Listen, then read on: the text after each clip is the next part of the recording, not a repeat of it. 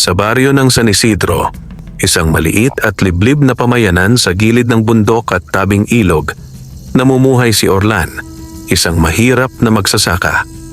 Kilala siya sa baryo bilang isang masipag, ngunit kapuspalad na magbubukid. Araw-araw ay umaasa siya sa pawis ng kanyang noo at sa ani ng kanyang maliit na bukirin ng palay at gulay. Subalit sa kabila ng kanyang kasipagan, tila palaging kulang ang ani at madalas silang mag-asawa ni Aling Marta na walang maihain sa hapag. Isang umaga, matapos ang magdamag na walang kain, nagpasya si Orlan na magbungkal ng lupa malapit sa isang malaking puno ng talisay na matagal nang nakatayo sa bukid. Sabi ng matatanda, may mga nilalang na nagbabantay doon, kaya bihira ang magtangkang lumapit. Ngunit dala ng pangangailangan at gutom, naglakas loob siya. Habang hinahampas niya ang lupa gamit ang kalaykay, biglang tumunog ang bakal na tila may natamaan. Kinutuban siya. Marahan niyang hinukay pa at tumambad ang isang bagay na kumikislap sa ilalim ng lupa. Nang mayahon niya ito, gulat na gulat siyang nakakita ng mga gintong plato, makintab at may mga ukit na simbolong hindi niya mawari. Habang hawak niya ang mga plato, may malamig na hangin na dumampi at isang tinig na mula sa kanyang likuran ang bumigkas. Magbubukid. Akin ang kayamanang iyan, ngunit higit pa riyan ang aking kailangan. Paglingon niya, nasilayan niya ang isang nilalang na hindi pangkaraniwan. Isang mabuting engkanto na kaputi, may mahaba at dumadaloy na buhok na tila kuminang sa sinag ng araw. Ngunit ang higit na nakaagaw ng kanyang pansin ay ang kanyang anyo. Siya'y buntis. Ang kanyang tiyan ay halatang nagdadalang tao at sa mga mata niya'y may pakiusap at takot. Orlan, wika ng engkanto. Ako'y tagapagbantay ng punong ito at ng mga gintong platong taglay nito. Ngunit sa aking kalagayan ngayon, ako'y mahina. Maraming mata ang nagnanais sa kayamanang ito. Mga inggit, sakim, at masidhing pagnanasa sa kapangyarihan. Ang ilan sa kanila'y mga kamag-anak mo mismo sa baryo. May mga mangkukulam at sakim na albularyo na susubok na angkinin ang lahat. Ikaw lamang ang nakahukay ng kayamanan, kaya ikaw din ang itinakdang maging tagapangalaga nito at tagapagtanggol ko at ng aking dinadala. Natigilan si Orlan. Hindi niya alam kung tatanggapin ba niya ang responsibilidad. Isa lamang siyang mahirap na magsasaka, walang armas, walang kapangyarihan. Ngunit nang makita niya ang luha at panginginig ng tinig ng engkanto, parang may nagudyok sa kanyang damdamin. Kung ako ang hinihingi ng pagkakataon, sagot ni Orlan, habang maring hinahawakan ang mga gintong plato, handa akong tumulong at ipagtanggol ka. Hindi ko man alam kung paano, pero hindi ko hahayaang mapasama ka, lalo na't may buhay kang pinapasan sa iyong sinapupunan. Sa sandaling iyon, kumislap ang mga plato at tila nagbigay ng kakaibang init at lakas kay Orlan. Parang may dumaloy na kakaibang lakas sa kanyang mga ugat. Hindi sapat para maging albularyo, ngunit tila binigyan siya ng kakayahang makakita ng mga panganib na hindi nakikita ng karaniwang tao. Ngunit sa di kalayuan, may mga matang nagmamasid. Isa sa mga mayayamang kamag-anak ni Orlan, si Don Ruben, ay nakatanaw mula sa malayo. Kasama niya ang ilang tagasunod, kabilang na ang isang mangkukulam at isang albularyong sakim na matagal nang naiinggit sa mga alamat ng kayamanang nasa ilalim ng punong talisay. Sa wakas, bulong ni Don Ruben habang nakangisi. Nagsimulang lumabas ang lihim. Hindi magtatagal, akin ang lahat ng kayamanang iyan. Pati na ang kapangyarihan ng nilalang na iyan. At nagsimula na ang laban sa pagitan ng mahirap na magsasaka at ng mga sakim na kamag-anak.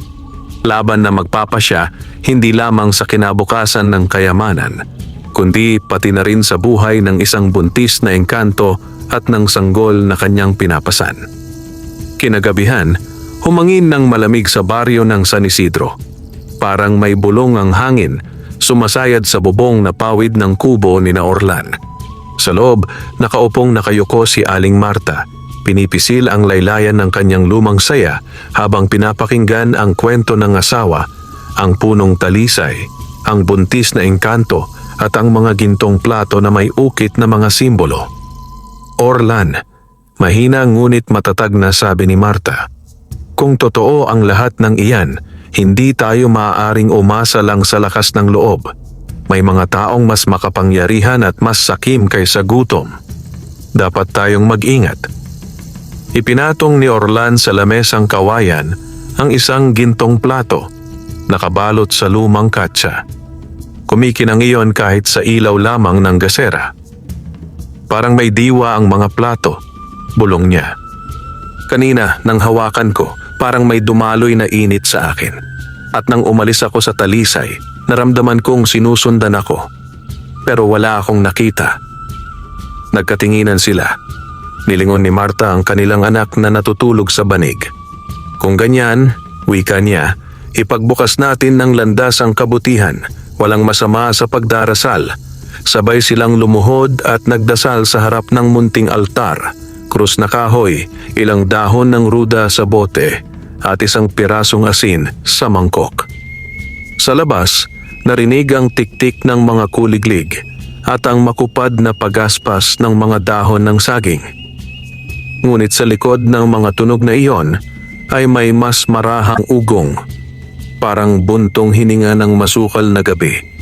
Parang pagdila ng dilim sa gilid ng kubo. Nang matapos magdasal, sumilip si Orlan sa siwang ng bintana. Sa malayo, sa may dulo ng daan, may 3 aninong paanod-anod. Isa sa kanila ay may bitbit na sulo. Huminto sila sa tapat ng bahay ni Mang Iking, kapitbahay na balo, at may narinig si Orlan na basag na tawa. Si Don Ruben, bulong ni Orlan, dumidikit ang palad sa bibig. At kasama niya ang mga tauhan. Wala tayong atraso sa kanya, sagot ni Marta, bagaman ramdam ang pagkabog ng dibdib. Ngunit kung totoo ang lihim ng talisay, baka may kutob siyang ikaw ang nakahukay. Nagpasiya si Orlan. Marta, itatago ko muna ang mga plato. Hindi ito maaaring manatili rito.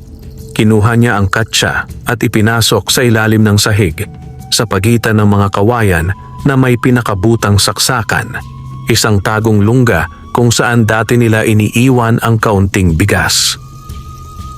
Hindi sapat ang tagong iyan, tinig ni Marta.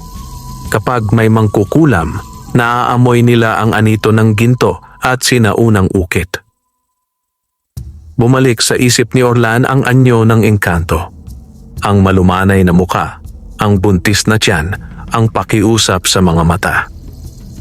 Babalik ako bukas sa talisay, sabi niya. Magpapaalam ako sa tagapagbantay. Hihingin ko ang payo kung saan dapat ilagak ang mga plato o kung paano ito poprotektahan. Huwag kang pupunta ng mag-isa, halos pakiusap ni Marta. Magdala ka ng asin, bawang at itim na kandila. At kung maaari, paharapin mo muna sa kamayang. Kahit hilot lang siya kaysa albularyo, mabuti ang puso nun. Tumango si Orlan, ngunit bago pa sila muling makapagsalita, nagtilian ang mga aso sa kalapit na bakuran. Maya-maya, may kumaskas sa dingding ng kanilang kubo. Hindi kuko ng pusa, hindi galaw ng sanga. Parang driver ng palad na pinagapang sa dayami. 3 kaskas. Tapos ay 3 malalim na buntong hininga. Huwag kang lalabas, Orlan, sabi ni Marta, napapasigaw sa takot, ngunit pinananatiling malumanay ang boses para di magising ang anak. Kumuha siya ng isang supot ng asin at pinatid sa 4 na sulok ng kubo. Gumuhit ng maninipis na pabilog na parang mga munting bituin sa sahig. Kung may masamang nilalang, matitisod sila sa asin. Ngunit hindi nila alam, sa bungad ng palayan, nakatayo si Alteo, ang kilalang mangkukulam sa ilalim ng anino ni Don Ruben. Payat, mahaba ang buhok at may nakasukbit na supot ng abo at buto ng ibon. Narito ang amoy ng lumang metal.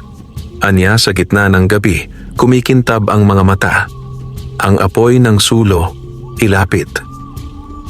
Sumunod ang mga tauhan at kasunod nilang dumausdos sa damo ang isang lalaking may abuhing barong. Kaesing, albularyong kilala sa baryo. Hindi dahil mabait, kundi dahil sa dami ng utang na loob na isinusukli niya ng kabayaran.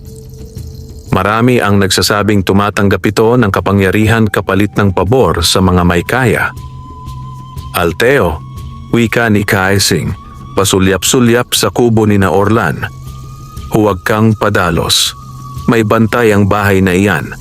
Bantay? Umismid ang mangkukulam. Bantay ng mahirap? Ang asin ay natutunaw sa hamog. Ang dasal ay nauupos sa gutom. Nagbukas siya ng supot at kumalat ang amoy ng sinunog na dahon at kupas na dugo. Ibinugan niya ang hangin. Kung totoo ang alamat ng talisay, dapat kumapit sa dila ko ang rasang sulok ng lakas nito. At sa di kalayuan, dumampi sa hangin ang liwanag, hindi mula sa sulo ng mga tauhan ni Don Ruben, kundi mula sa mismong punong talisay. Parang sumagot ang anino ng engkanto. Dumaloy ang malamyos na ihip sa mga dahon, at mula roon ay may mumunting bubog ng liwanag na pumintig, tumalon, at humimlay sa bubong ni Orlan. Sa loob ng kubo, napansin ni Marta na tila kumikislap ang asin sa sahig na parang maliliit na alitaptap. Narito ako, isang boses sa hangin, pabulong ngunit malinaw, sumagi sa pandinig ni Orlan. Magtiis sa katahimikan. Huwag lumabas. Hintayin ang ikatlong hampas ng hangin. Engkanto. Bulong ni Orlan. Hawak ang gasera at pinapatay ang apoy. Naririto siya. Sa labas, lumapit si Don Ruben, matikas na nakapamaywang at kumatok sa pinto. Hindi marahas, kundi may kumpiyansang hukbo. Orlan, tawag niya, kamag-anak mo ako. May napabalita tungkol sa hukay sa may talisay. Hindi ako naniniwala sa kabula-bulaanan, ngunit kung totoo man, kinakailangan nating isuko sa may karapatan ng mga gamit na iyan. Sa akin. Para sa seguridad ng baryo.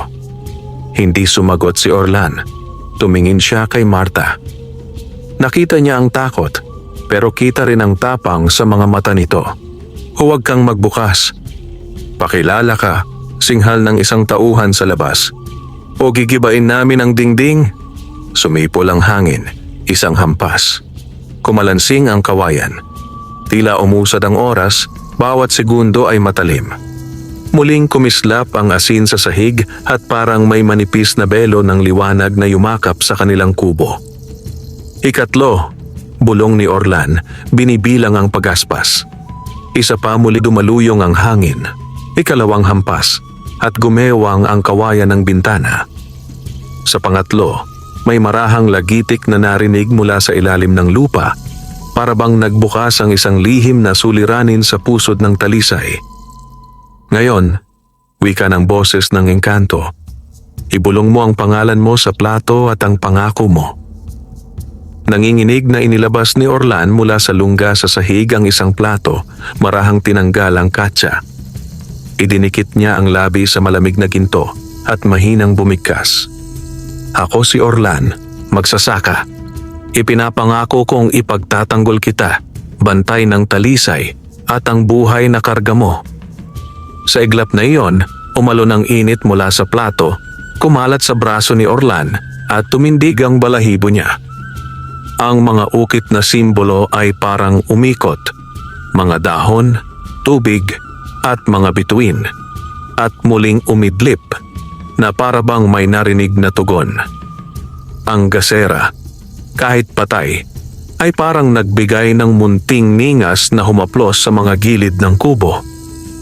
May sumpa kayong tinatapakan, sigaw ni Alteo sa labas, na waring naramdaman ang pagbabago ng hangin. Buksan ninyo o paliligiran namin ang bahay ng alimuom. Kung sumpa ang hanap mo, tugon ni Kaesing, dagok ang boses. Uminom ka muna ng hinog na hangin, may gumagalaw na iba rito, hindi kilala ng aking basag na mata. Sa ikatlong hampas ng hangin, biglang napundi ang sulo ng mga tauhan ni Don Ruben. Nagliwanag ang buwan, ngunit tila tinakpan ng pilas ng ulap, kaya't nagmistulang asul ang paligid. Ang aso sa kanto ay tumahol, tapos natahimik na parang may nakakaunawang utos. Uurong tayo, maring sabi ni Don Ruben, ngunit hindi iyon pag-urong ng duwag, kundi paghakbang pabalik upang sumalakay sa ibang paraan. Bukas ng umaga, sa harap ng barangay kapitan, ipatatawag natin si Orlan. Ipapatingin ang kanyang bakuran. Kung totoo ang engkanto at ang ginto, magiging pag-aari iyon ng pamilya, ng baryo, ngunit ako ang titiyak sa paggamit. Kaesing, Alteo, ihanda ang pagpapapuyos. Ngisi si Alteo, kumurap ang mata sa uhaw. Maiinit na abo, malamig na anino. Aniya, pag-ugnayin natin. Umalis sila. Naiwan ang katahimikan na binutas ng mga kuliglig at ang marahang paghuni ng tuko. Sa loob ng kubo, huminga si Marta ng malalim at napaupo. Niyakap niya ang anak at si Orlan ay hinaplos ang kanyang balikat. Hindi sila susuko, anang babae. Mas gugustuhin nilang masiraan ka, mabilanggo ka, kaysa makita kang humawak ng bagay na hindi nila maunawaan. Hindi rin tayo susuko, sagot ni Orlan, at may bago ng bigat ang boses niya. Hindi lamang bigat ng takot, kundi bigat ng panata. Bukas ng madaling araw, pupunta ako sa Talisay. Kailangan kong makausap muli ang engkanto. Kung may bantang papalapit, mas mabuting tayo ang humihingi ng tulong kaysa tayo ang hinahabol ng oras.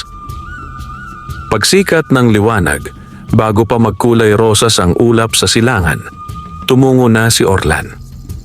Bitbit ang bayong na may bawang, asin, itim na kandila at panyo ni Marta na may nakabordang krus.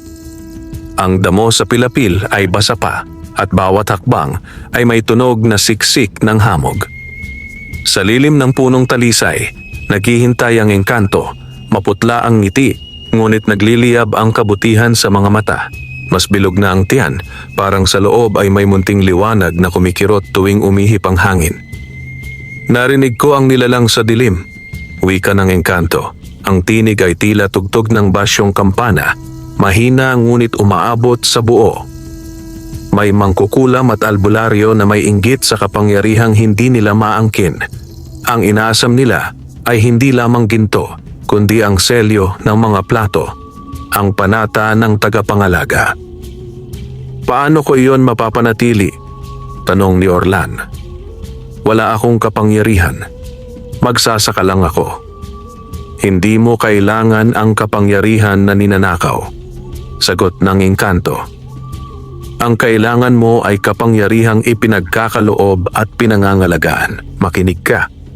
Bawat plato ay may isang bantay simbolo. Ang dahon para sa panangalang buhay. Ang tubig para sa linaw ng loob. Ang tala para sa daan sa dilim. Kung itatali mo ang panata mo sa tatlong iyan, may tatlong haligi kang may tatayo laban sa kasakiman. Iniunat niya ang palad. Mula sa singit ng mga ugat ng talisay ay gumapang ang munting liwanag, tumatakbo sa mga alon ng anino. Ngunit sa bawat haligi, may kapalit na hirap. Hindi ito salitang walang kabayaran. Bawat dasal ay may hinihinging tapang. Tumango si Orlan. Sabihin mo kung ano ang dapat. Una, sabi ng engkanto, huwag mong pairalin ang takot ng dila. Sa harap ng kapitan mamaya, sasabihin nilang para sa baryo ang ginto, ngunit ang intensyon ay para sa pabor at paghahari. Kahit duka ka, huwag kang titiklop. Sabihin mong naghihintay ka ng paghuhusga ng bundok. Isang gabi pa.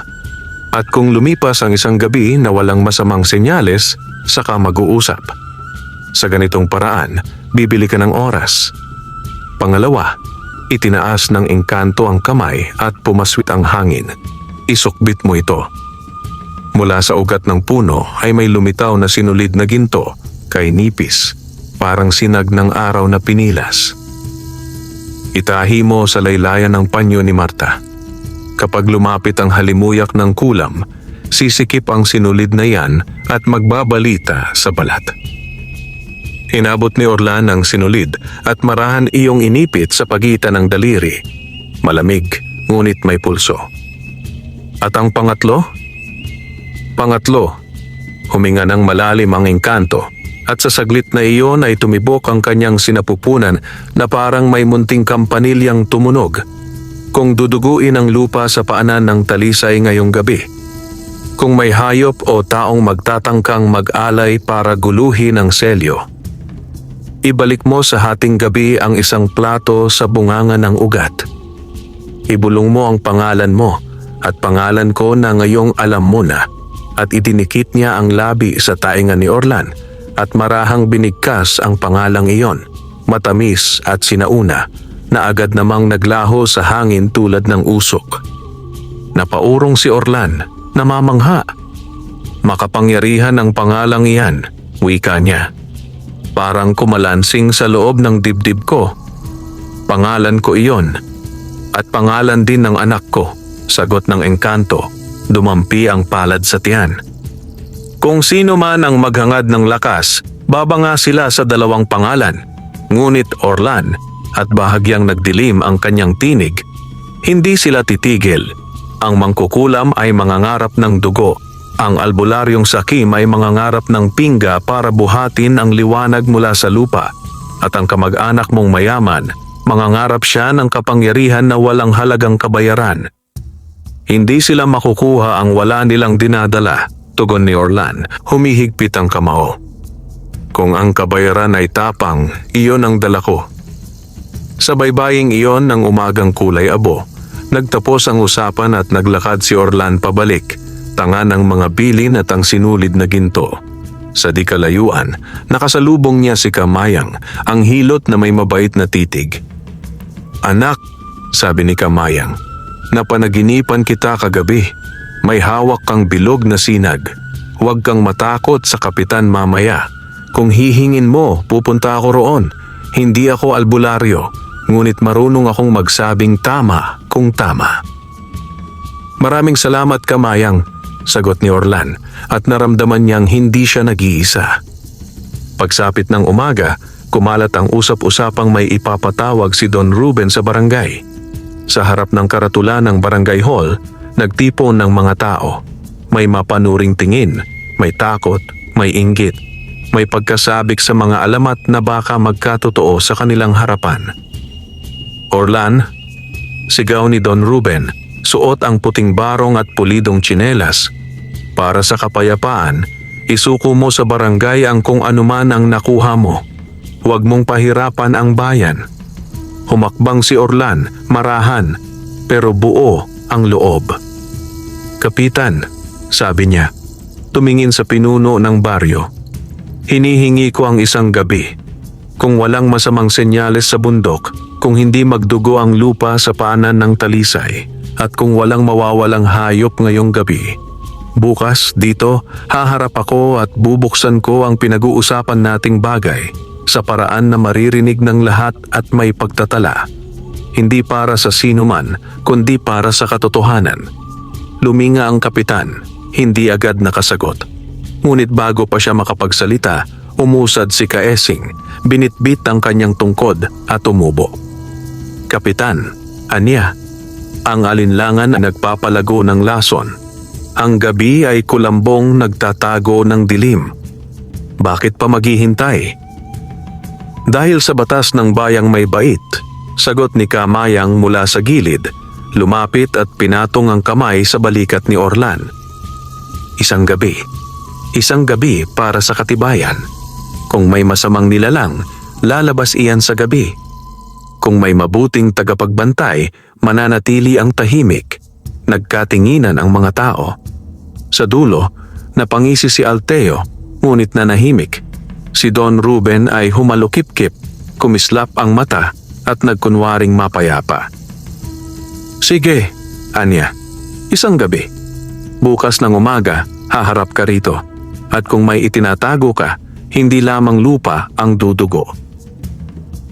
Tumango ang kapitan, bagaman may pasanin sa muka. Magkita tayo bukas. Ngayon, umuwi na kayo. Pagbalik ni Orlan sa kubo, sinalubong siya ni Marta at ng kanilang anak. Itinali ni Marta ang panyo sa baywang ni Orlan. Maingat na isinuksok ang sinulid na ginto sa laylayan nito. Kung sumikip yan, sabi niya, ibig sabihin may masamang lapit. Magpahinga tayo sa araw, tugon ni Orlan, sapagkat gagabi tayo sa talisay. At pagsapit ng dapit hapon, nang ang langit ay kulay abot kahel, bitbit ni Orlan ang isang plato, asin, bawang, itim na kandila at panalangin. Sa likod niya, laging nakahanda si Marta. Sa may talisay, marahang bumagtas ang hangin. At sa malayo, sa ilalim ng puno, may aninong nakatalungko, may daladalang basket ng balahibo at abo. Si Alteo.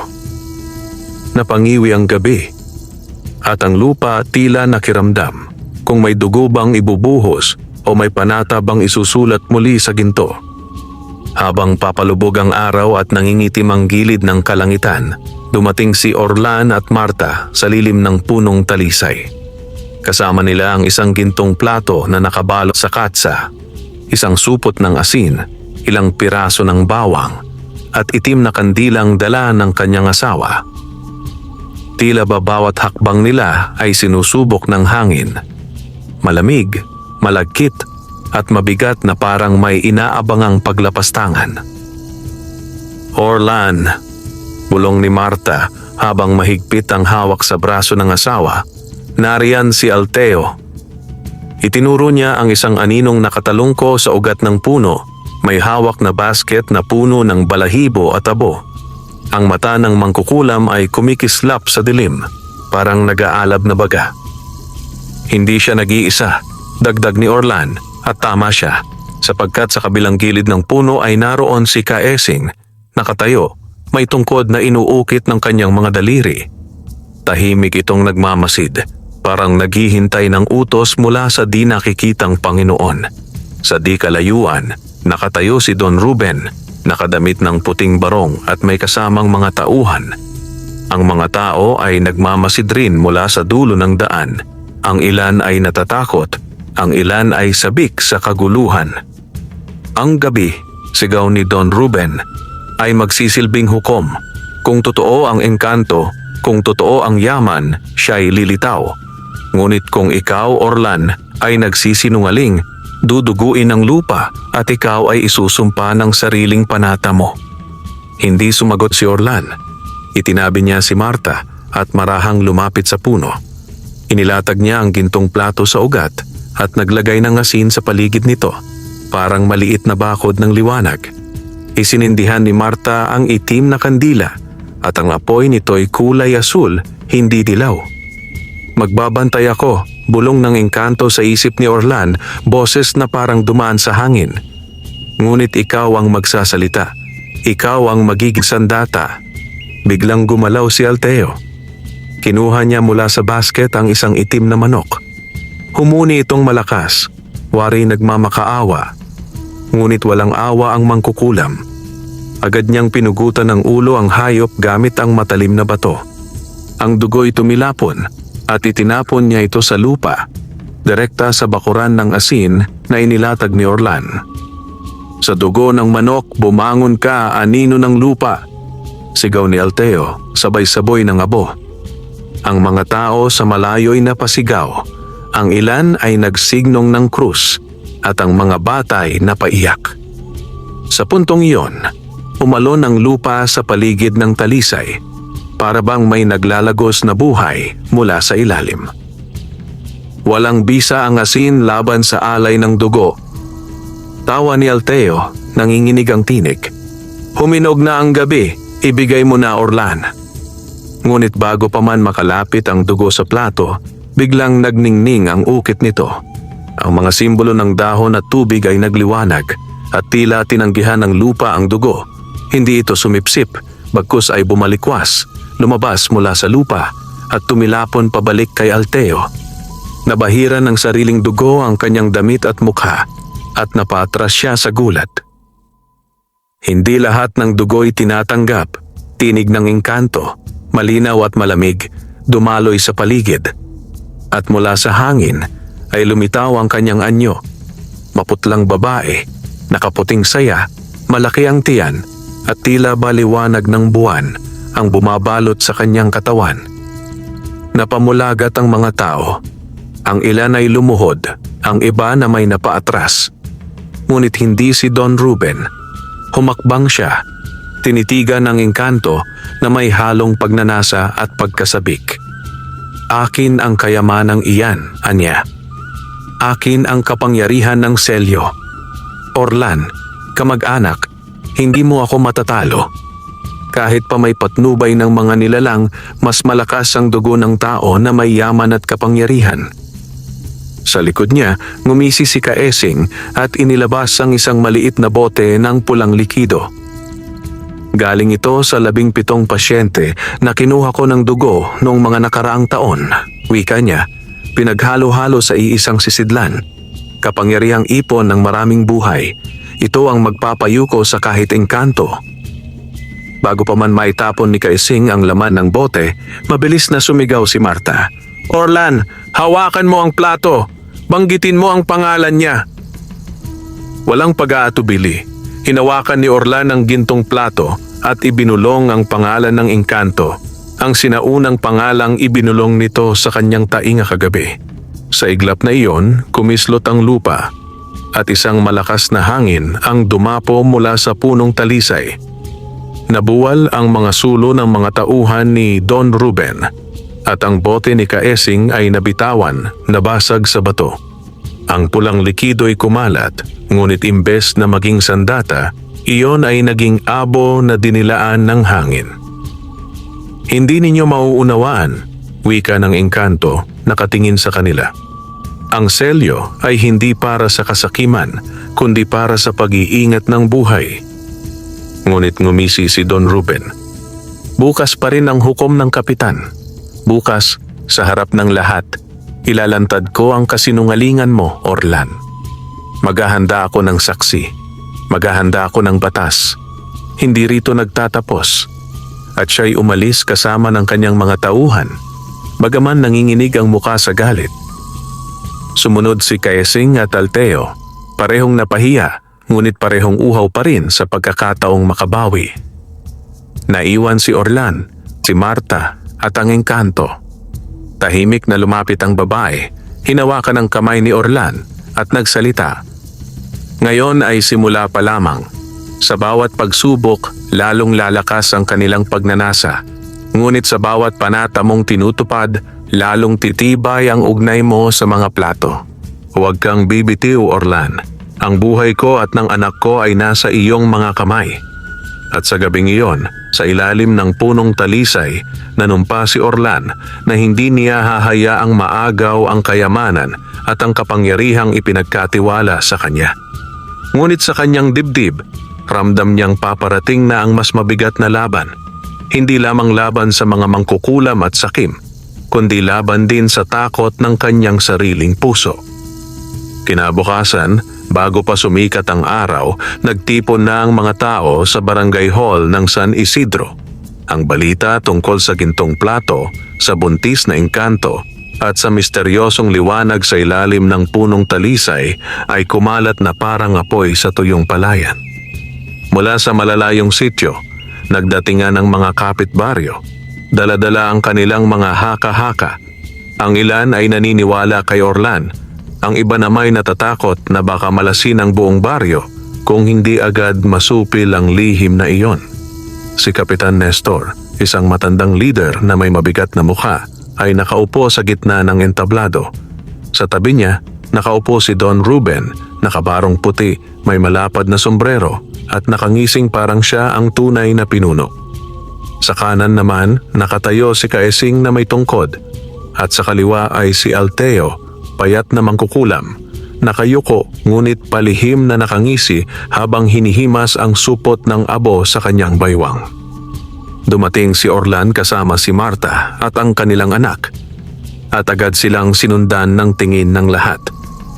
Sa kanyang dibdib ay nakaipit ang panyo ni Marta na may tinagpiang sinulid na ginto, at sa kanyang balikat ay nakasabit ang bayong na may nakabalot na plato. Kahit nanginginig ang tuhod, matatag ang kanyang hakbang. Mga taga San Isidro, wika ng kapitan, tumikhim bago magsalita. Narito tayo upang pag-usapan ang usap-usapang kumakalat tungkol sa yaman sa ilalim ng punong talisay at sa sinasabing nilalang na bumubuntis sa kanyang sinapupunan. Ang tanong, totoo ba ito? At kung totoo, kanino ba dapat mapunta ang yaman at ang kapangyarihan? Agad tumayo si Don Ruben. Kapitan, mga kababayan, aniya.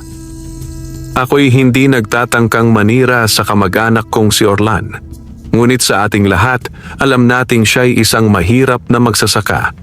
Ano ang magagawa ng isang tulad niya laban sa mga panganib ng engkanto?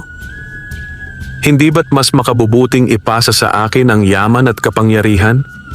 Ako ang may kakayahang protektahan ng baryo. Ako ang may tauhan. Ako ang may sapat na yaman para palakasin ang ating bayan. Nag-ugong ang bulungan ng mga tao. Ang ilan ay pumalakpak, lalo na ang mga may utang na loob kay Don Ruben. Ngunit may ilan ding umiling na tila hindi sang-ayon sa kanyang kapalaluan. Tumayo si Orlan. Hindi siya sanay magsalita sa harap ng madla, ngunit naramdaman niya ang init mula sa sinulid sa kanyang baywang, parang may tinig na nagtutulak sa kanya. Mga kababayan, panimula niya. Hindi ko hinanap ang mga plato. Hindi ko inasam ang lihim ng talisay. Ngunit nang ito'y lumitaw, ako'y nakaharap sa isang nilalang na humihingi ng tulong. Siya ay hindi halimaw. Siya ay isang ina. Nagdadalang tao, nangangailangan ng pagtatanggol laban sa kasakiman. Kung ang kayamanang ito ay para sa kapangyarihan lamang, matagal na sanang nilamon ng lupa ang sinumang sakim na magtatangkang kunin ito. Natahimik ang ilan at ang iba na may nakayuko, tila napaisip. Ngunit bago pa magpatuloy si Orlan, tumindig si Kaesing, ang albularyo. Kapitan, mga kababayan, malalim ang tinig niya. Ako'y matagal nang naglilingkod sa baryo. Alam ko ang dasal, ang orasyon at ang hiwaga ng kulam at panggagamot. Ngunit sasabihin ko sa inyo, ang kayamanang gaya niyan ay mapanganib. Kung nasa kamay ng dukha, baka magdala ito ng malas. Kung nasa kamay ng may kaya, baka magdala ito ng kapangyarihang hindi natin matutumbasan. Kaya't ako'y naniniwala, ang lahat ng plato at ang engkanto'y dapat isuko sa pamahalaan at sa pamamagitan ng ating pinunong si Don Ruben, iyon ay magiging ligtas. Walang pamahalaan dito kundi ang bayan. Biglang tugon ni Kamayang, ang hilot na nakatayo sa gilid. Ang kanyang buhok ay puti at ang mga matay matalim na parang nakikita ang kaloob-looban ng tao. Hindi si Don Ruben ang bayan. Hindi rin si Kaesing. Ang bayan ay tayong lahat. At kung may nilalang na humihingi ng tulong, dapat nating igalang iyon. Si Orlan ang nakahukay at siya ang pinili. Sino tayo para tanggihan ang itinakda ng lupa at kalangitan? Nag-ugong muli ang bulungan. Ang mga tao ay hati na. Ang iba ay kakampi kay Orlan, ang iba kay Don Ruben. Ngunit bago pa makapagpasiya ang kapitan, biglang dumagundong ang lupa. Umuga ang sahig ng barangay hall at sa labas ay may mga sigaw. Tumakbo ang ilang bata, umiiyak at sumigaw. May dugo sa ilog! Tumudugo ang tubig. Nagmadaling lumabas ang lahat. Sa may ilog na malapit sa baryo, ang tubig na dati malinaw ay nagkulay pula, parang dugo ng hayop. Ang mga tao ay napasigaw at ang iba na may nagdasal. Si Alteo, ang mangkukulam, ay ngumisi at sumigaw. Tanda ito. Ang lupa ay tumatanggi sa tagapangalaga. Ngunit hindi nagpadaig si Orlan. Lumapit siya sa gilid ng ilog Hawak ang plato at binulong ang pangalan ng engkanto. Biglang nagliwanag ang plato at sa mismong harapan ng lahat, ang pulang kulay ng tubig ay nagsimulang mawala. Unti-unti itong luminaw hanggang muling bumalik sa dating asul na agos. Tahimik ang lahat, ngunit hindi si Don Ruben. "Dayaan!" sigaw niya. May orasyon siyang itinuro sa kanya ng engkanto. Hindi ito himala. Ito'y kasunduan ng isang mahirap na magsasaka at isang nilalang na magdadala ng kapahamakan. Ngumisi si Alteo, itinuro si Orlan at sumigaw. Kung totoo ang panata niya, ipakita niya sa atin ang engkanto mismo. Dalhin niya rito sa harap ng lahat at hayaang siya'y humarap sa hukom ng bayan. Lumingon si Orlan kay Marta. Kita sa mga mata nito ang takot. Ngunit sa dibdib niya, ramdam niyang hindi siya pwedeng umurong. Kung hindi niya ipapakita ang engkanto, sasabihin nilang siya'y sinungaling. Kung ipapakita niya, baka sila'y lalong mang-akit ng kasakiman. Kung iyon ang hinihingi ninyo, wika ni Orlan, mamayang gabi sa ilalim ng talisay, haharap siya. Ngunit ngayon, isipin ninyo ito. Kung ang nilalang na iyon ay magpakita, anong gagawin ninyo? Yayakapin ba ninyo siya bilang kakampi o itataboy bilang kaaway? At ang mga tao'y hindi nakasagot. Ang baryo'y nabalot ng katahimikan at ang gabi nagbabadya ng mas mabigat na pagsubok. Sumapit ang dapit hapon na puno ng kaba. Ang buong baryo ay tila naglalakad sa gilid ng bangin. Hindi alam kung ano ang mangyayari sa oras na bumukas ang gabi. Ang mga bata ay pinaiuwi sa kanilang mga kubo, ang matatanda ay nagtipon sa paligid ng punong talisay, at ang mga kabinata na may nakadama ng sabik at takot na parang may inaabangang digmaan. Si Orlan ay nakaupo sa paanan ng puno, hawak ang plato at nakasabit sa baywang ang panyong tinagpi ng sinulid na ginto. Katabi niya si Marta, matatag ngunit halatang nanginginig ang kamay. Si Kamayang, dala ang kanyang maliit na sisidlan ng langis at dahon ng ruda, ay nakaupo rin malapit, wari handang sumaklolo kung kakailanganin. Sa kabilang panig naman, si Don Ruben ay nakatayo, hawak ang tungkod na may palamuting ginto sa dulo, tanda ng kanyang kayamanan. Sa tabi niya ay si Kaesing at Alteo, parehong nakangisi, parehong may dalang pangkulam at orasyon. Ang mga tao ay nakapaligid, ang ilan ay may hawak na krusipiho, ang iba na may dalang bawang o asin bilang proteksyon. Ngayong gabi, malakas na wika ni Don Ruben, ipakita mo sa amin, Orlan, ang sinasabi mong engkanto. Kung siya'y totoo, hayaan nating siya'y magsalita sa harap ng lahat. Kung hindi, mapapatunayang ikaw ay sinungaling at ang kayamanang nahukay ay para sa bayan at ako ang nararapat na humawak nito. Nagugong ang bulungan ng mga tao. Ang ilan ay sumang-ayon, ang iba na may nag-alinlangan. Ngunit nakatingin silang lahat kay Orlan. Huminga ng malalim ang magsasaka. Itinaas niya ang plato at ibinulong ang pangalan ng engkanto. Ang malamig na hangin ay biglang umikot at ang mga dahon ng talisay ay nagkaluskusan na parang may umuusal ng dasal. Isang liwanag ang bumalot sa puno at mula sa lilim nito ay lumitaw ang engkanto. Nakaputi siya, ang kanyang tiyan ay malaki at bilog, tanda ng kanyang pagbubuntis. Ang kanyang buhok ay humapay na parang agos ng tubig at ang kanyang mga mata ay kumikislap na parang bituin. Ang mga tao ay napamulagat, ang ilan ay napaluhod at ang iba na may napasigaw sa takot. Ako ang tagapagbantay ng talisay, wika ng engkanto, malambing ngunit malakas ang tinig. Matagal ko nang iningatan ang mga gintong plato, hindi para sa kasakiman, kundi para sa kapayapaan. Ngunit ngayon, ako'y humihingi ng tulong sapagkat ako'y mahina at ang anak sa aking sinapupunan ay nasa bingit ng panganib.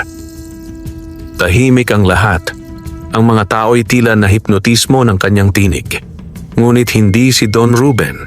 Lumapit siya, nakangisi at tumutok ng daliri sa tiyan ng engkanto.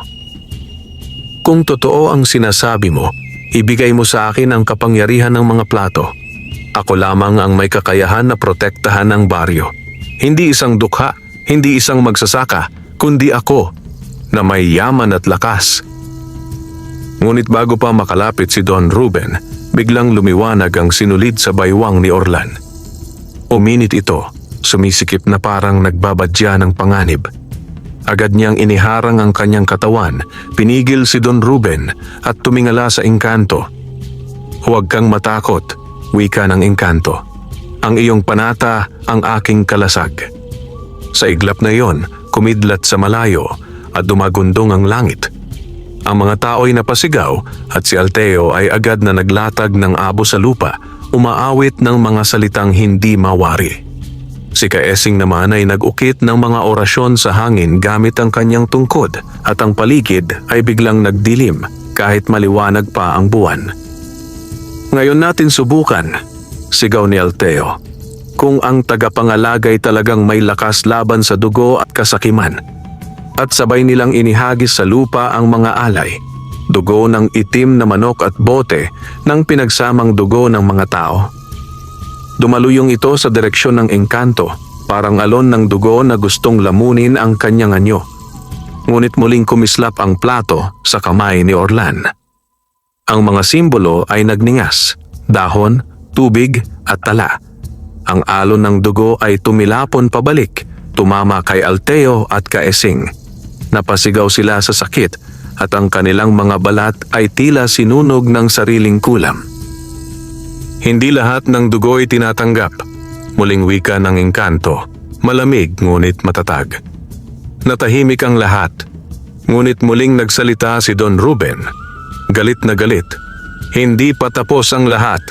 Ang hukom ng baryo ay naririto. Kapitan, anong pasya mo? Lumingon ang lahat kay Kapitan Nestor na matagal na tahimik. Malalim ang kanyang paghinga at kita sa kanyang muka ang bigat ng desisyon. Ngunit bago pa siya makapagsalita, muling umalingaw-ngaw ang boses ng engkanto. Hindi sa iisang tao nakasalalay ang pasya, kundi sa buong bayan. Kayo, mga taga San Isidro, ano ang pipiliin ninyo? Ang sakim na yaman o ang panata ng isang magsasaka? At ang katahimikan ng baryo ay biglang napalitan ng bulungan, halong takot at pag-asa. Ang gabi nagiging saksi sa laban ng katotohanan laban sa kasakiman. Sa ilalim ng punong talisay, nagsalubong ang dalawang puwersa, ang ningning ng engkanto at ang dilim ng kasakiman nina Don Ruben, Alteo at Kaesing. Ang mga tao'y nakapalibot, mahigpit na nakamasid, wari nahahati ang kanilang damdamin. Ang ilan ay nahihikayat ng kayamanan at kapangyarihang iniaalok ng mga makapangyarihan, ngunit marami ang nanginginig. Nakikita ang hiwaga at kabutihang bumabalot sa engkanto. Mga taga San Isidro, muling tinig ng engkanto, malamig ngunit umaabot sa puso ng lahat. Hindi ko kayang magtagal dito. Ang aking oras ay lumilipas sapagkat malapit na akong magsilang. Ang tanong, kung ako'y aalis, kanino ko ipagkakatiwala ang aking anak at ang aking iniingatang yaman? Sa dukhang nagsakripisyo o sa mayamang sakim na nagnanais lamang maghari? Napatingin ang lahat kay Orlan. Nakatayo siya, pawisan, nanginginig ang tuhod, ngunit hindi bumibitiw sa pagkakahawak sa gintong plato. Si Marta ay nasa kanyang tabi, ang muka'y puno ng tapang kahit may takot. Lumapit si Kamayang, hinabot ang kamay ni Orlan at nagsalita. Kapitan, mga kababayan, narinig ninyo at nakita ang nangyari. Ang dugo'y bumalik sa nagbubo. Ang yaman ay hindi nagbigay ng kapangyarihan sa mga sakim. Si Orlan lamang ang nakapagpatigil ng pagdurugo ng ilog. Hindi ba't malinaw kung sino ang pinili ng kalikasan? Kung sino ang pinili ng lupa at langit? Tahimik ang lahat. Ngunit muling sumabat si Don Ruben, halos pasigaw. Paniniwalaan ba ninyo ang isang dukha?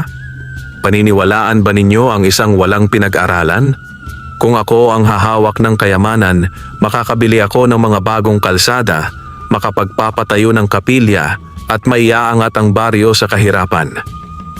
Ngunit may tumindig mula sa hanay ng mga tao, si Mang Iking, matandang balo na kapitbahay ni Orlan. Don Ruben, mariin niyang tinig, ilang taon ka nang mayaman, ilang taon ka nang may lupa, may mga tauhan, may palayan. Ngunit kami ba'y natulungan mo? Ang mga dukha ay nakatikim ng ginhawa? Kung ang kayamanang iyan ay mapupunta sa iyo, alam naming hindi mo rin hahatiin. Ang nais mo'y kapangyarihan, hindi kabutihan. Sumunod namang nagsalita si Aling Sima, tindera sa palengke. Si Orlan, kahit mahirap, kahit kapos, tumutulong sa iba. Ilang beses na niyang pinahiram ang kanyang kalabaw kahit wala siyang kapalit. Ilang ulit na siyang nagani at nagbahagi sa kapitbahay na walang makain. Kung siya'y pinili ng engkanto, iyon ay dahil kaya niyang mag-alaga, hindi magsamantala. Nagsimula ng pumalakpak ang ilan, sumisigaw ng kay Orlan, ngunit patuloy pa rin ang ilan na sumisigaw ng kay Don Ruben.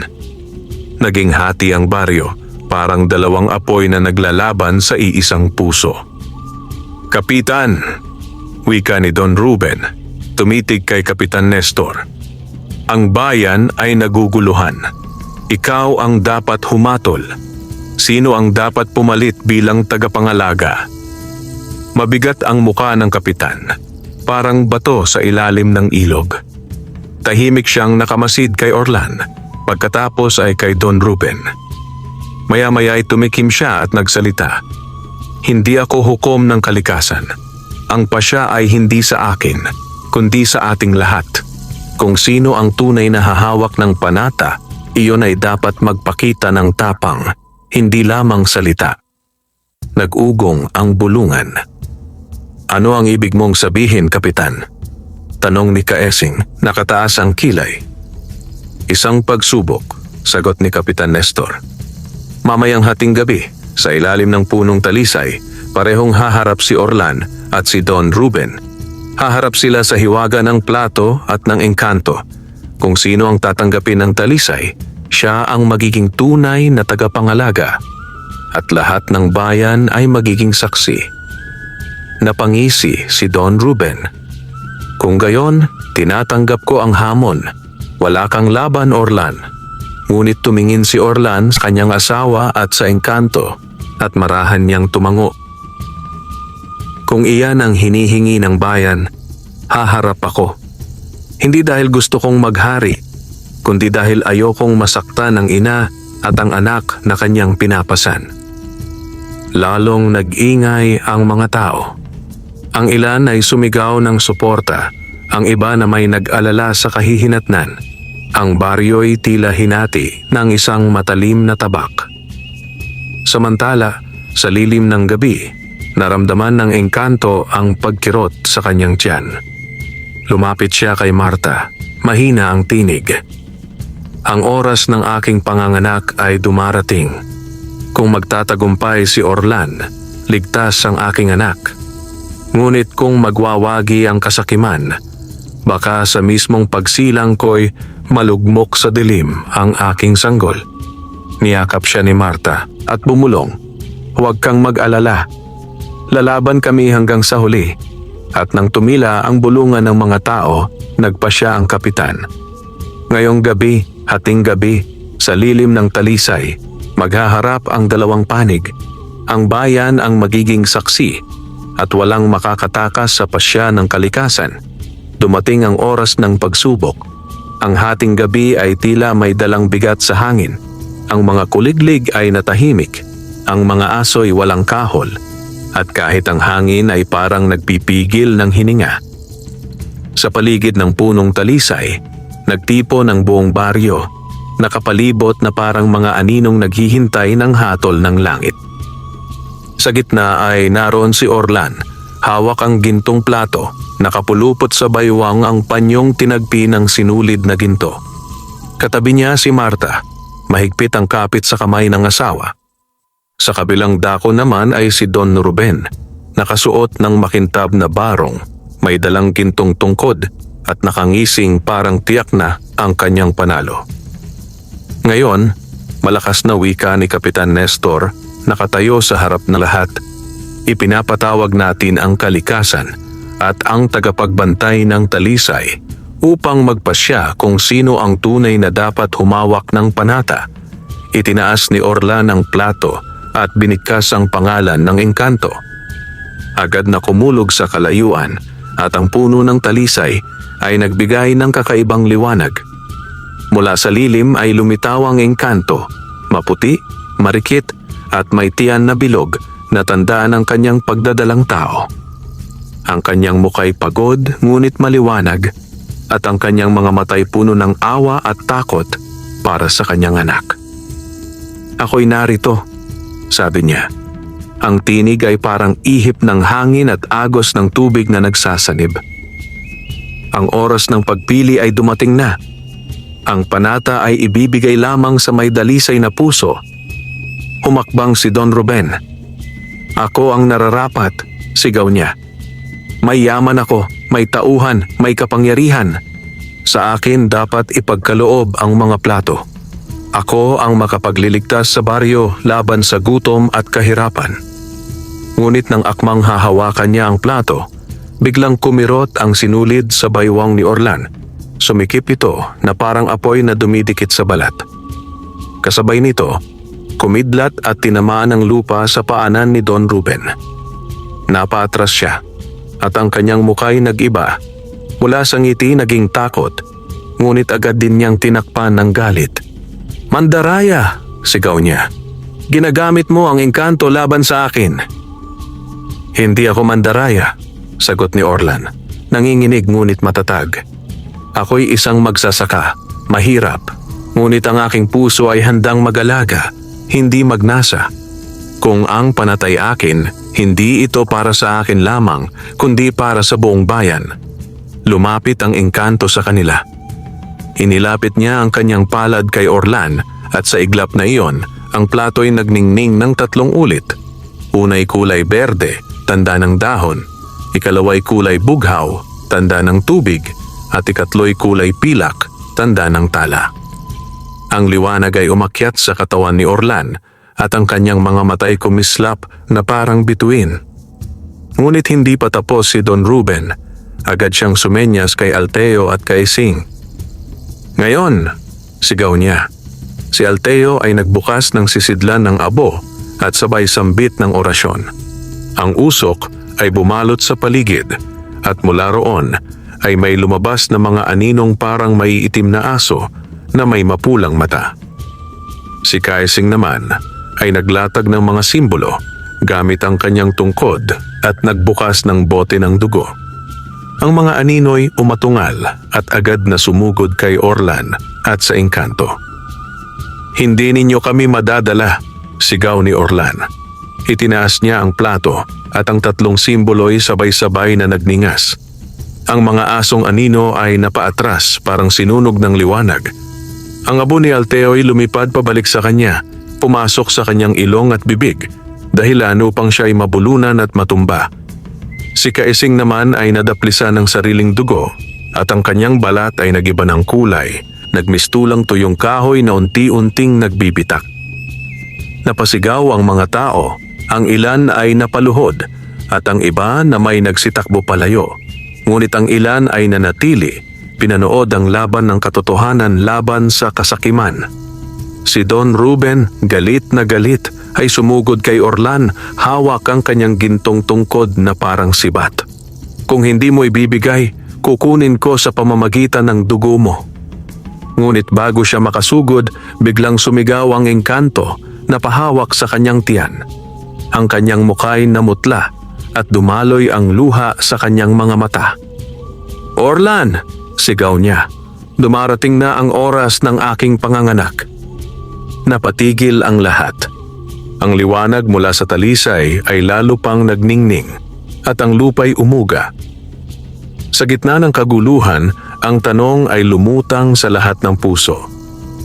Paano may pagtatanggol ni Orlan ang engkanto at ang kanyang anak kung sa mismong oras ng pagsilang ay dumarating din ang pinakamalaking panganib? Nagngangalit ang hangin sa paligid ng punong talisay. Ang mga tao'y nagsisigawan. Ang ilan ay tumakbo palayo. Ang iba na may nanatili, takot, ngunit ayaw palampasin ng hiwagang nagbubukas sa kanilang mga mata. Sa gitna ng lahat, ang engkanto ay nakaluhod. Hawak ang kanyang tiyan, pawis na pawis at namumutla. "Orlan!" sigaw niya. Halos paos ang tinig. "Dumarating na. Ang anak ko'y isisilang na ngayon." Nataranta si Marta at agad na lumapit. "Kapitan, mga kababayan, kailangan natin siyang tulungan." Ngunit walang lumapit. Ang iba'y natakot na baka mahawa ng sumpa. At ang iba na may abala sa pagpapanood kay Don Ruben at sa kanyang mga kasamahan. Ngunit hindi si Kamayang. Mabilis niyang inilabas ang kanyang sisidlan ng langis at dahon ng ruda. "Orlan, Marta, hawakan ninyo siya. Ako ang gagabay sa kanyang panganganak." Habang nagmamadali si Kamayang, muling sumugod si Don Ruben. Hawak ang gintong tungkod. "Ngayon ang pagkakataon ko," sigaw niya. "Habang mahina ang engkanto, kukunin ko ang kanyang kapangyarihan." Ngunit hinarang siya ni Orlan. Itinaas niya ang plato at nagningning ito ng bughaw na liwanag. Tumama ang sinag sa tungkot ni Don Ruben at ito'y nagliyab na pilitang bitawan ng mayaman. Napasigaw siya sa galit. "Walang kwenta ang iyong tapang, Orlan. Kapag isinilang ang anak ng engkanto, ako ang tatayong ama ng kanyang kapangyarihan." Sa tabi niya, kahit sugatan at hingal, bumangon sina Alteo at Kaesing. Si Alteo ay naglabas ng pangalawang sisidlan ng abo, habang si Kaesing na may kumakapan ng isa pang bote ng dugo. "Hindi natin hahayaang manaig ang magsasakang ito," sigaw ni Kaesing at sabay nilang sinimulang awitin ang kanilang mga orasyon. Ang paligid ay muling nagdilim at mula sa lupa'y lumabas ang mga aninong mas mabangis kaysa kanina. Hindi na aso, kundi mga higanting paniki na ang pakpak ay parang pangahas na anino ng gabi. "Marta, bantayan mo ang engkanto," utos ni Orlan, sabay hawak muli sa plato. "Ako ang haharap sa kanila." Umungol ang mga paniki at sumugod kay Orlan. Ngunit nang itaas niya ang plato, nagningning ito ng tatlong kulay: berde, bughaw, at pilak. Ang mga paniki na tupok sa liwanag, isa-isa silang nalaglag, nangingisay bago tuluyang maglaho.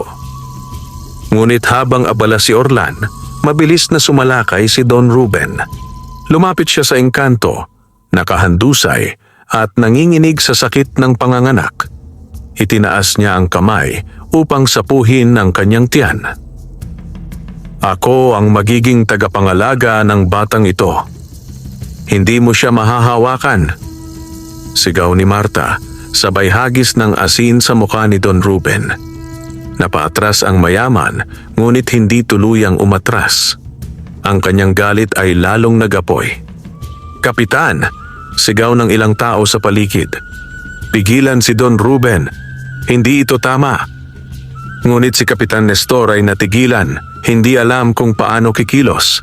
Ang bigat ng kanyang responsibilidad ay parang batong nakadagan sa kanyang dibdib.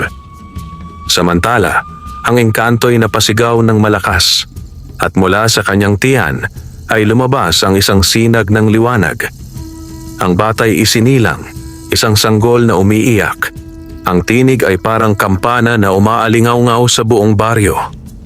Ngunit kasabay ng kanyang pagsilang, isang dagundong ang narinig mula sa lupa.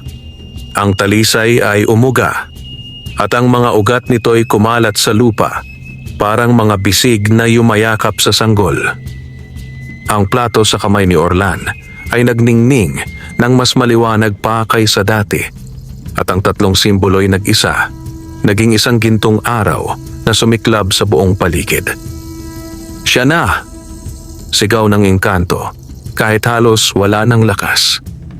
"Ang aking anak ay ipinanganak na tagapagmana ng liwanag. Orlan, protektahan mo siya sapagkat ngayon sila'y gagawin ang lahat upang ahawin siya." At bago pa makasahot si Orlan, Sumugod muli sina Don Ruben, Alteo at Kaesing. Sabay-sabay dala ang lahat ng kanilang kasakiman at itim na kapangyarihan. Ang baryo'y sumigaw at ang gabi naging saksi sa pinakamalaking laban na sasalubong sa bagong silang na sanggol. Nagngangalit ang buong paligid ng punong talisay. Ang lupa'y umuuga, ang mga ugat ay umaahon mula sa ilalim na parabang buhay, at ang mga tao sa baryo'y nagsisigawan. Ang ilan ay nagtakbuhan, ang iba'y nanatili, hindi malaman kung saan papanig. Sa gitna ng kaguluhan, umiiyak ang bagong silang na sanggol ng engkanto. Tinutunghayan ng lahat na parang isang liwanag sa gitna ng kadiliman. "Sa akin ang bata!" sigaw ni Don Ruben. Hawak ang natirang bahagi ng kanyang gintong tungkod na ngayoy nadungisan ng abo. Tumakbo siya. Pilit aagawin ang sanggol mula kay Marta na nanginginig, ngunit mahigpit na niyayakap ang munting nilalang. Ngunit sinalubong siya ni Orlan. Hawak ang plato na nagliliwanag na parang araw. "Hindi mo siya mahahawakan!" sigaw niya, sabay harang sa galit na mayaman. Mabilis namang umatake si Alteo, ang mangkukulam. Inihagis niya ang abo sa hangin at mula roon ay bumuo ng mga aninong ahas na gumagapang sa lupa, nakatuon kay Orlan. Ngunit nang tumama ang unang ahas sa plato, nagliyab ito at natupok. Isa-isa silang naglaho sa liwanag at ang aboy bumalik kay Alteo, pumasok sa kanyang balat, nagdulot ng sugat na parang sinunog ng apoy. Napasigaw siya, bumagsak sa lupa, nanginginig at hindi na makatayo. Kasunod nito, si Kaesing naman ang umusad. Hawak ang bote ng dugo, sabay dasal ng orasyon, at ang paligid ay biglang nagdilim. Ang mga tao ay napaluhod sa bigat ng hangin, para bang sinisip-sip ang kanilang lakas. "Sa dugo ng bayan, ako ang maghahari!" sigaw niya, sabay buhos ng laman ng bote sa lupa. Ngunit bago pa ito kumalat, itinapat ni Orlan ang plato at binigkas ang pangalan ng engkanto. Kumislap ang plato at ang dugo'y biglang natuyo, naging abo at tinangay ng hangin. Ang balat ni Kaesing ay nagbitak, nagkulay abo, at sa huli tuluyang gumuho ang kanyang katawan na parang tuyot basag na kahoy. Naiwan si Don Ruben, galit na galit, ang mga matay pula sa inggit. "Hindi mo ako matatalo, Orlan!" sigaw niya. "Kung hindi ko makukuha ang plato, dudurugin ko ang bata!" Tumakbo siya patungo kay Marta at sa sanggol, ngunit bago pa man niya maabot, biglang kumulog ng malakas. Ang punong talisay ay nagningning at mula sa kanyang mga ugat ay lumabas ang mga liwanag na hugis sibol, yumakap sa katawan ni Don Ruben. "Hindi mo kayang labanan ang kapanganakan ng liwanag," wika ng engkanto, "kahit mahina at halos mawalan ng malay matapos isilang ang anak. Ang iyong kasakiman ang magiging sariling gapos mo." Napasigaw si Don Ruben, nagpupumiglas. Ngunit unti-unti siyang binalot ng mga ugat ng talisay. Ang kanyang katawan ay hinila pababa, papasok sa lupa, habang ang kanyang sigaw ay unti-unting nilamon ng katahimikan. Hanggang sa siya'y tuluyang nawala at ang lupa'y muling nagsara na parang walang nangyari. Natahimik ang buong baryo. Ang mga tao'y nakamasid, hindi makapaniwala sa kanilang nasaksihan. Ang ilan ay napaluhod, ang iba'y napaiyak, at ang ilan na may napabulong ng dasal. Lumapit si Orlan kay Marta at sa sanggol. Ang plato'y huminto sa pagningning, ngunit nanatiling mainit sa kanyang palad. Tinitigan niya ang munting nilalang na umiiyak, at sa kanyang puso'y dumaloy ang kakaibang tapang at pananagutan. "Orlan," bulong ng engkanto, nakahiga at pagod. "Tinupad mo ang iyong panata. Ang aking anak ay ligtas, at ikaw na ngayon ang kanyang magiging gabay." Dumampi ang liwanag mula sa kanyang mga mata, at unti-unti siyang naglaho. Iniwan ang kanyang anak kay Orlan at Marta. Ang kanyang tinig ay umalingaw-ngaw sa hangin. "Ingatan ninyo siya, sapagkat sa kanyang paglaki, siya'y magiging tanglaw ng baryo laban sa dilim." At sa gabing iyon, Matapos ang lahat ng sigaw, dugo at kasakiman, naghari ang katahimikan. Ang baryo'y nakamasid sa batang umiiyak sa bisig ni Marta at sa magsasakang si Orlan na ngayoy tinagurian nilang bagong tagapangalaga ng Talisay. Pagsikat ng araw matapos ang hating gabing laban, tila nagbago ang ihip ng hangin sa baryo ng San Isidro. Ang mga tao'y nagising sa katahimikan, ngunit may dala na itong bagong pag-asa. Ang punong talisay ay nanatiling nakatindig. Ang mga dahon nito'y kumikislap na tila binasa ng liwanag ng araw.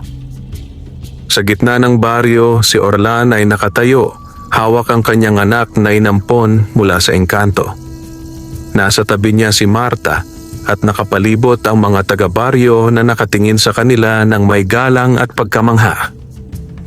Mga kababayan, wika ni Kapitan Nestor, may bigat sa tinig.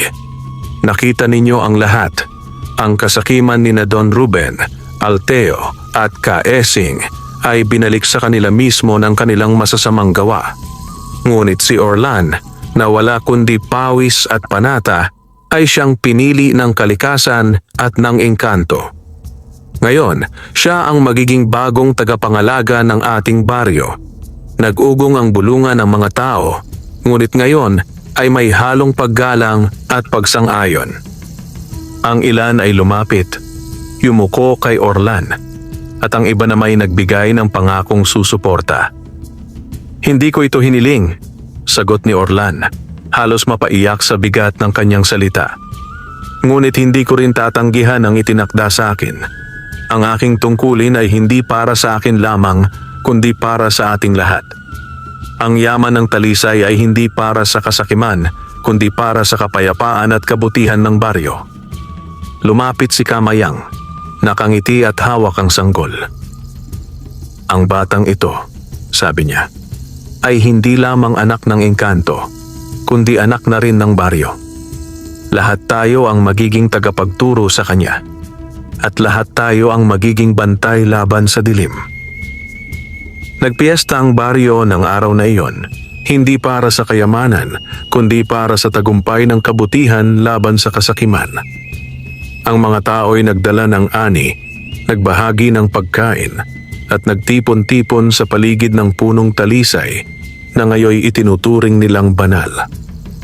Ngunit sa gitna ng kasayahan, si Orlan ay tahimik na nakaupo, yakap ang sanggol.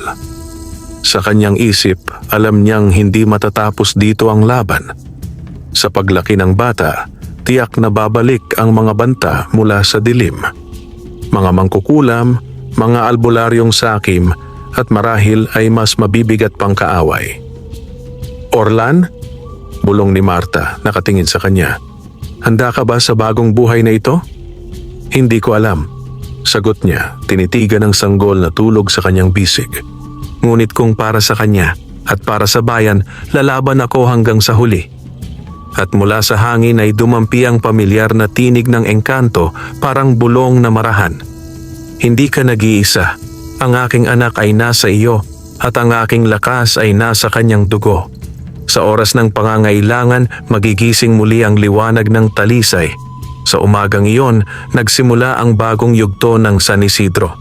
Isang baryong minsang binabalot ng kasakiman, ngayoy nakatingin sa isang magsasaka at sa isang batang sanggol bilang kanilang liwanag. At sa lilim ng punong Talisay, dumampi ang hangin. Hindi na kasing bigat ng dati, kundi puno ng pangakong may bagong bukas. Ilang taon ang lumipas, lumaki ang batang iniwan ng engkanto sa piling nina Orlan at Marta. Siya'y matalino, mabait at kakaiba ang kinang ng mga mata.